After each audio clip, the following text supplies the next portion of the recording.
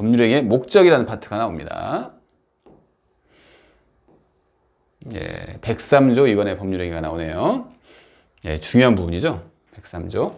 103조가 뭐죠? 반사회 질서의 법률행위를 103조 위반의 법률행위라고 합니다. 같은 얘기죠. 그러니까 선량, 풍속, 기타 사회 질서에 위반한 행위는 무효로 한다. 이게 103조 규정인데요. 그러면 과연 반사회 질서 법률행위는 어떤 것이냐 해가지고 판례들이 쭉 있는데 그걸 우리가 이제 공부를 했던 부분이죠. 그래서 한번 봅시다. 주로 이제 다 판례예요. 이런 문제들은 판례가 있는 문제입니다. 성립 과정에서 강박을 했습니다. 그래서 불법적 방법이 사용이 됐는데 불과한 법률행위다. 어떤 판례 기억나시죠? 아, 강박하면 의사표시로 해결을 하자. 강박에 의한 의사표시는 취소할 수 있다. 이게 110조인가요? 110조에서 규정이 되어 있는데요. 강박하면 의사표시 규정을 해결을 해야지 이때는 103조 위반으로 해결하는 것이 아니다. 이런 판례가 있어요. 그래서 이것은 불가한 법률이기 때문에 103조 위반이 아닙니다. 그리고 이제 니은 봅시다.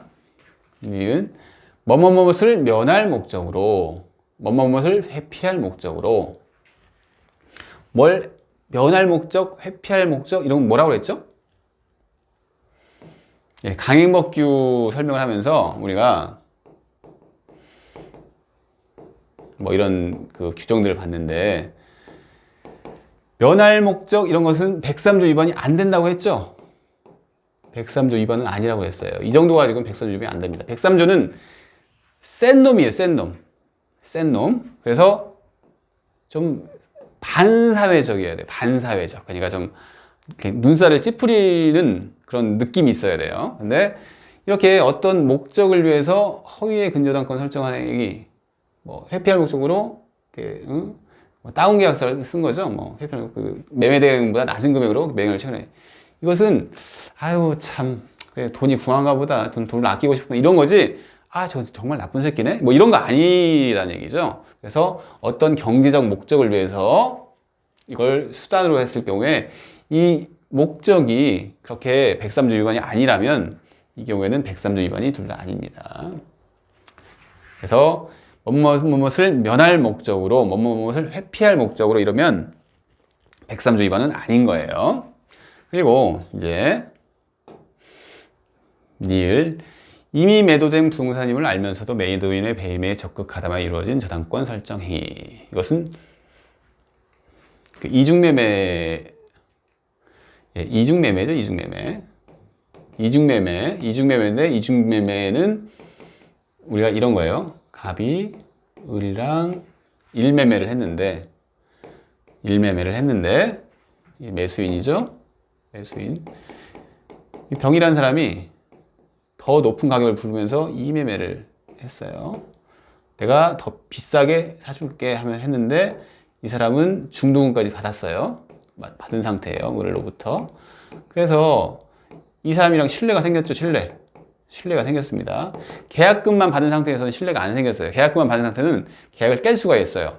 계약금은 해약금의 기능이기 때문에 계약금만 받은 상태에서는 이 계약을 깰 수가 있는데 중도금을 받으면 신뢰가 생깁니다. 신뢰가 생긴 상태에서 이 사람한테 새롭게 매매를 했죠. 근데 이렇게 이중매매는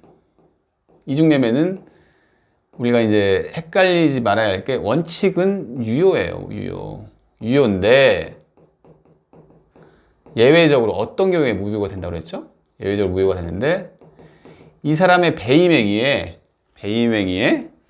이 사람이 적극 가담한 정황이 있어야 돼요.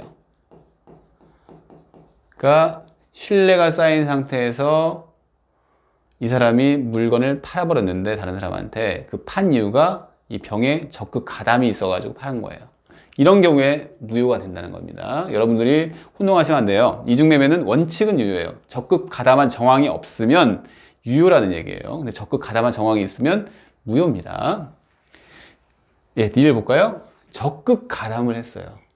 즉 병이라는 사람이 적극 가담을 했던 거죠. 근데 이게 매매가 아니고 저당권 설정이라고 봅시다. 이 문제처럼요.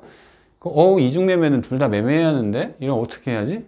예, 이중매매 확장이라는 게 있어요. 그래서 이중매매는 이렇게 매매만을 대상으로 하지만 이걸 확장을 하자는 얘기죠. 어떤 경우에 확장하죠? 똑같습니다. 신뢰가 쌓인 상태에서 이게 적극 가담해 가지고 뭔가 거래가 이루어지면 설령 이게 매매가 아니라고 하더라도 이중매매 법률을 적용해 가지고 적극 가담하는 상황이 있으면 무효로 103조 위반으로 무효로 하자라는 거죠. 그래서 이게 제 이매매가 아니고 저당권 설정 행위라고 하더라도 이게 이중매매 법리가 적용돼서 무효가 됩니다. 적극 가담했죠? 문제에서는요. 네, 아시겠죠? 한번 볼까요? 그래서 답은 뭔가요? 제가 한번 봅시다. 다 설명을 했어요. 이것은 아니고요. 그 다음에 이 둘도 아니고요. 그죠? 그 다음에 이것은 103조 위반 맞네요. 답이 예, 리을입니다. 예, 되셨죠? 그러면 이제 2번 가겠습니다. 예, 반사회 질서의 법률에 관한 설명으로 틀린 것은입니다. 틀린 것은 다툼이 있으면 판례에 따름. 주로 다 판례네요. 판례. 반사회 질서의 법률에 해당하는지 여부는 법률 행위가 이루어진 때. 이건 뭐 볼 필요도 없죠. 뭐든지 판단하는 기준은 그 행위가 이루어진 때입니다. 그래서 판단해야 한다. 이게 맞는 겁니다. 그죠? 그리고 반사회 질서의 법률 행위 무효는 이를 주장할 이익 있는 자는 누구든지 주장할 수. 이거 한번 설명해 봅시다. 우리가 무효의 종류가 있는데 무효는 이렇게도 나눌 수 있어요. 절대적 무효, 상대적 무효로 나눌 수 있습니다. 근데 이 반사회 질서의 법률 행위는 절대적 무효라고 했죠. 무효는 누구든지 다 주장할 수 있는 공통이에요. 공통인데 이 절대적 무효는 뭐냐? 예외가 인정이 안 되는 무효다. 모든 사람한테 무효예요. 모든 사람한테 무효. 근데 상대적 무효는 선의의 제3자에게 대항할 수 없는 경우가 있습니다. 통정허위 표시 대표적이죠. 108조 통정허위 표시는 상대적 무효예요. 선의의 제3자에게 대항하지 못한다는 그 규정을 두고 있습니다. 이 절대적 무효의 특징은 우리가 크게 보면 무효는 누구든지 주장할 수 있는 게 취소랑 다릅니다. 누구든지. 절대적 무효도 그래서 그 특성을 가지고 있고 절대적 무효는 추인이 안 되죠. 절대적 무효 대표적인 거 103조입니다. 반사회 질서의 법률 행위. 좀 눈치 풀리는 행위인데 그걸 인정해 버리면 안 되겠죠. 추인이 안 됩니다. 그리고 또 절대적 무효는 누구든지, 그러니까 누구에게나 또 무효예요. 누구든지 주장할 수 있고 누구에게나 무효인 무효입니다. 누구에게나 무효예요. 이게 절대적 무효인데요. 그래서 지금 반사회 질성 법률의 무효는 이를 주장할 이익 있는 자는 누구든지 주장할 수 있겠죠. 맞습니다. 네, 맞고요. 그리고 3번 법률행위가 사회질서에 반한다는 판단을 해야겠죠. 이게 사회질서에 반한다. 그러면 부당히 변천하는 가치관을 반영한다. 뭐 아주 옳은 소리입니다. 꾸준히 이제 우리 세상의 가치관이 변하는데 이걸 반영을 해야겠죠. 한 번 103조 위반이라고 계속 103조 위반이 아니라 이제는 103조 위반이 안 되는 행위들이 생기는 거예요. 아시겠습니다. 그래서 맞습니다. 4번 다수의 보험계약을 통하여 보험금을 부정 취득할 목적으로 체결한 보험계약은 반사회죠. 이게 뭐죠? 보험 사기죠. 보험 사기입니다. 보험 사기는 무조건 103조 위반이에요. 지금 막 보험 사기 이런 거 그것이 알고 싶다 이런 거 많이 나오는데 보험 사기 같은 경우는 무조건 무효입니다. 103조 위반입니다. 그래서 맞습니다. 그리고 대리인이 매도인의 배임에게 적극 가담하여 이루어진 부동산 이중 매매는 본인이 매수인이 그런 사실을 몰랐다면 이건 좀 설명을 해야겠네요. 보면 우리가 지금 대리가 이제 계속 막 같이 이 시험범위 우리 대리 파트가 아닌데도 막 계속 나오는데 보면 이 사람이 대리인입니다. 대리권을 받았어요. 근데 이 사람이 부동산 이중 매매를 했답니다. 이런 경우에는 어떻게 되느냐이죠. 근데 본인은 전혀 몰랐어요. 사정을 몰랐습니다. 이는 선이죠. 이렇게 부동산 이중 매매를 했는데 이 효과가 그러면 이 본인이 선의인 경우에도 미치느냐죠. 이 둘은 한 편입니다. 한 편. 대리인이랑 이 본인은 같은 편이에요. 그래서 이런 경우에 대리행위를 누가 했죠? 이 대리인이 했죠. 그래서 대리인이 부동산 이중매매를 하면 부동산 이중매매 효과가 그대로 받습니다. 설령 본인이 몰랐다고 하더라도 모를 수가 있죠. 이 사람은 서울에 사람이고 이 사람은 부산에 있다고 생각을 해보세요. 모를 수 있죠. 그런 경우에도 나는 이거 몰랐어 얘기를 못 합니다. 아시겠죠? 그래서 부동산 이중매매는 본인 매수인이 그런 사실을 몰랐다면 반사회 질서의 법률행위가 되지 않는다. 틀렸습니다. 대리인이 대리행위를 했는데 그게 부동산 이중매매가 돼가지고 반사회 질서의 법률행위면 당연히 반사회 질서 법률행위입니다. 그래서 틀렸죠? 그래서 5번입니다. 답은요. 예, 넘어갈까요?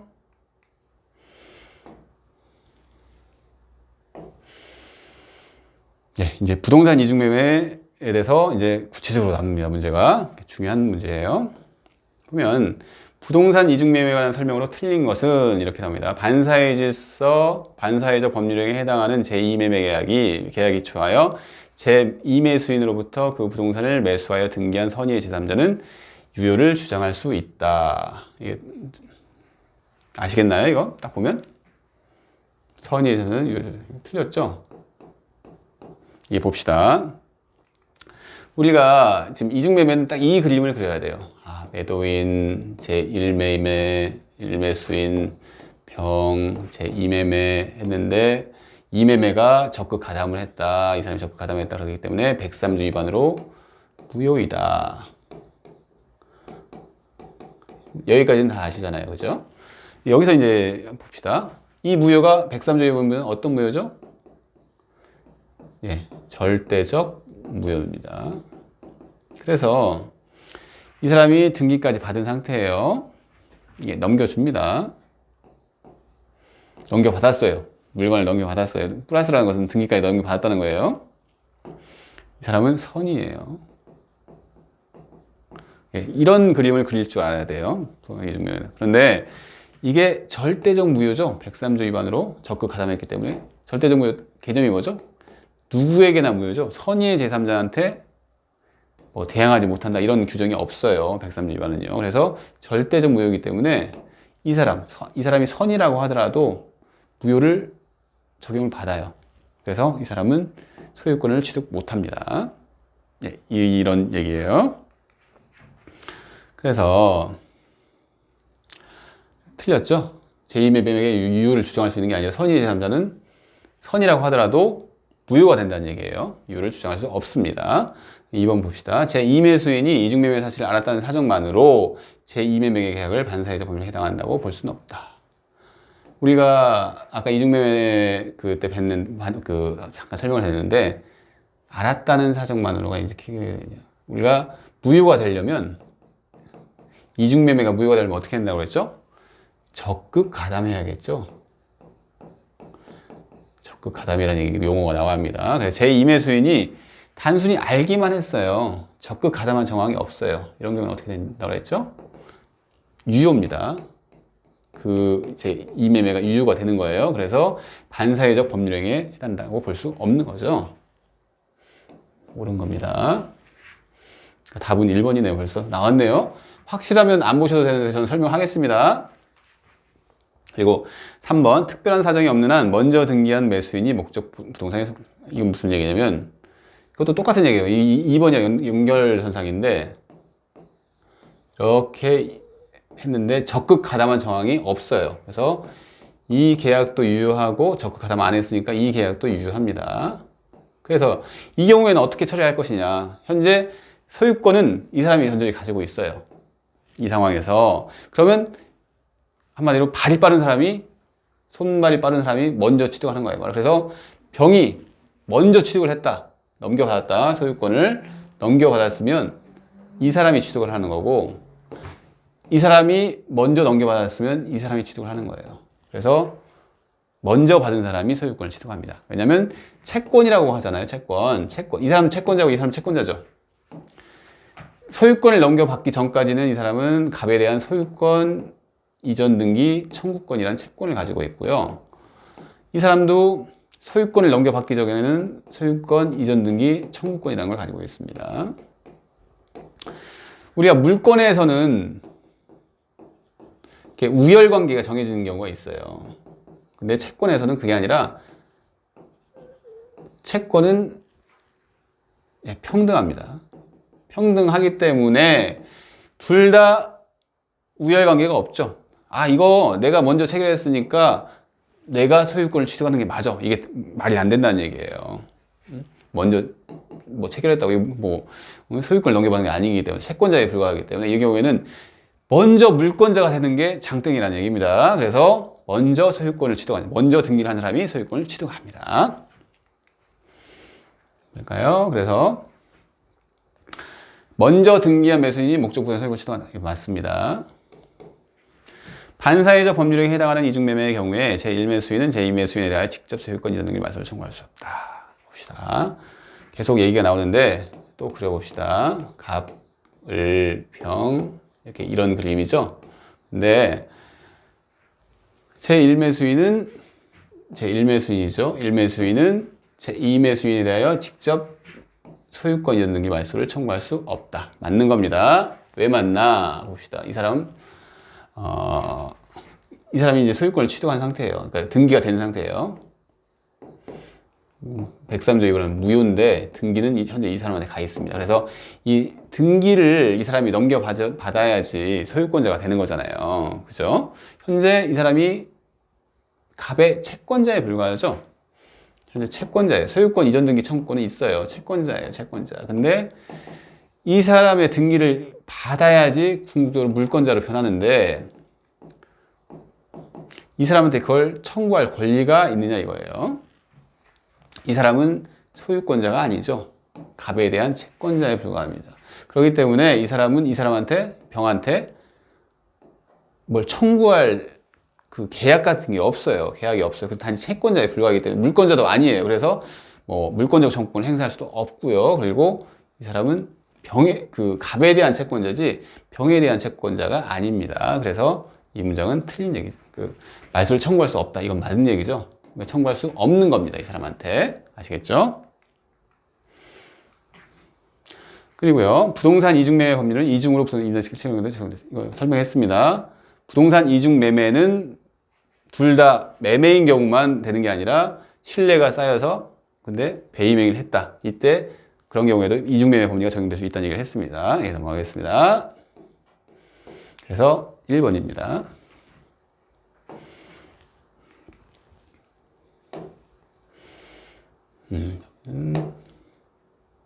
2번 볼까요? 갑은 자신의 X부동산을 을에게 매도하고 계약금과 중도금을 지급받았다. 그 후 병이 갑의 배임에게 적극 가담했다네요. 갑과 X부동산에 대한 매매 계약을 체결하고 자신의 명의로 소유권 이전 등기를 마쳤다. 다음 설명으로 틀린 것은 이러겠습니다. 적극 가담했습니까? 제2매매가 103조 위반으로 무효입니다. 근데 을이 뭐죠? 1매수인이죠. 을은 병에게 소유권 이전 등기를 직접 청구할 수 없다. 방금 봤던 문제죠? 청구할 수 없습니다. 을은 갑에 대한 채권자에 불과합니다.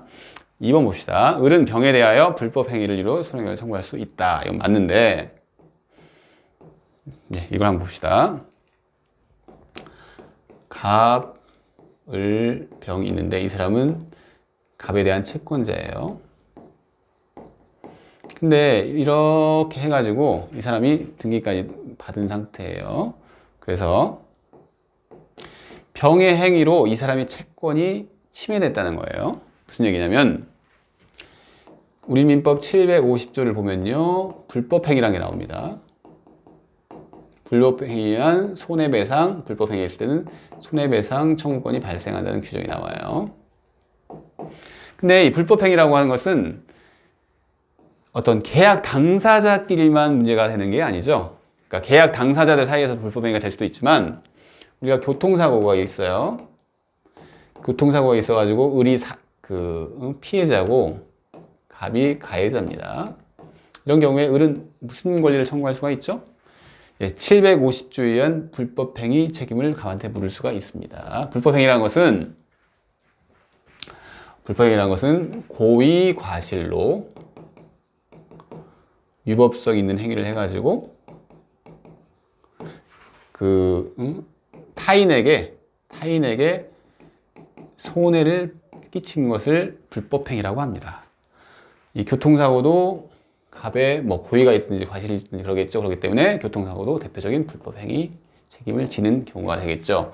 근데 똑같은 얘기예요. 이 사람이 채권자예요. 이 사람이랑 어떤 계약 같은 건 없습니다. 하지만 병이 적극 가담을 해가지고 배임에 적극 가담해가지고 이 사람의 채권이라는 게 있는데 채권이 침해받았죠. 그래서 손해가 난 거예요. 그래서 이 경우에는 을은 병에게 불법행위 책임을 물을 수가 있습니다. 네, 아시겠죠? 그래서 청구할 수 있다. 청구할 수 있는 맞고요. 3번 봅시다. 갑은 계약금 배액을 상환하고 을과 체결한 매매를 해지할 수 없다. 맞습니다. 우리가 계약금이 지급한 상태라면 계약을 해지할 수가 있어요. 그죠? 근데 여기 문제 보니까 중도금까지 지급을 받았답니다.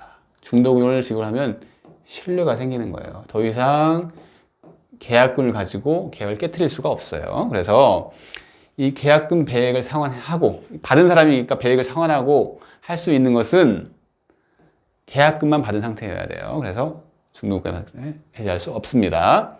다음에 4번 병명의의 등기는 갑이 추인하더라도 유효가 될 수 없다. 무슨 얘기죠? 맞죠? 절대적 무효죠. 103조 위반. 그래서 추인이 안 되는 무효예요. 추인이 안 되는 무효. 이 103조 위반 반사유지선을 추인하면 안 될 거 아니에요. 그래서 절대적 무효이기 때문에 추인하더라도 유효가 됩니다. 맞습니다. 그러면 3, 4, 5번이겠네요. 7번은 만약 선의의 정이 X부동산을 병으로부터 매수하여 이전 등기를 받은 경우에 정은 갑과 병의 매매계약 유효를 주장할 수 있다. 이것도 틀렸죠? 이것은요. 왜냐면 이것도 이 4번, 5번은 절대적 무효에 대한 걸 보는 거죠. 절대적 무효이기 때문에 설령 절대적 무효는 예외를 인정하지 않는 무효이기 때문에 설령 전득자가 선이라고 하더라도 그 사람한테도 무효를 주장할 수가 있습니다. 아시겠죠? 그래서 답은 5번이 되겠네요. 유효를 주장할 수 있는 거 아닙니다. 5번. 예.